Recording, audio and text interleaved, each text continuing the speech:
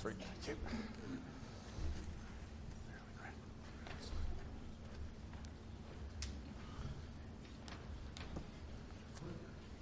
Contestant number 9, Peter Harrington.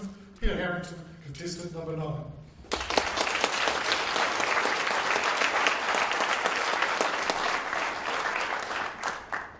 Kia ora koutou. Ora mai. Kia Rotorua, ngā manaheri katoa. Mr. Contest Chair, Chris. Chris, thank you so much for that speech. It's wonderful that you were able to do that for us today.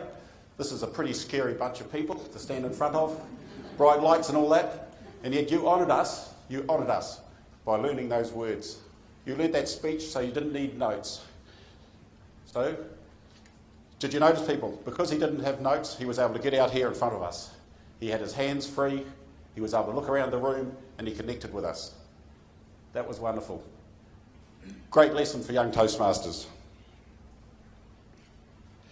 He had a nice open body with all his hands working.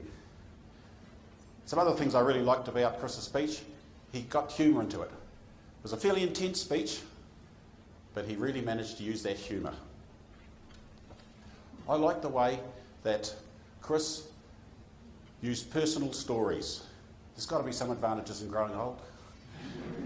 When you use personal stories, you're dipping into that treasure chest of life. And those stories have credibility that you don't get when you've just Googled it up the night before. You know, couple of recommendations. Chris is blessed with a deep bass voice like my own, which is great for singing opera in the shower, but yeah, very easy to get into monotone. So what I'd really like to see to take this speech to the next step would be if Chris to section up each of those stories. He had 3 lovely stories there: the Hollywood, the colour-coded cars, and then finally his own story. I'd like to see each one of those sectioned up into a separate story within a speech. Use that vocal variety to build each story up. Use the volume, the pitch, the pace. Build each story up, and then maybe finish with a pause. Move to a different part of the stage, perhaps, and then start the next story, and then build that one up. And that would section up that speech into those distinct stories that would really, and then punch it home with that summary at the end, and then hitting home with that final message.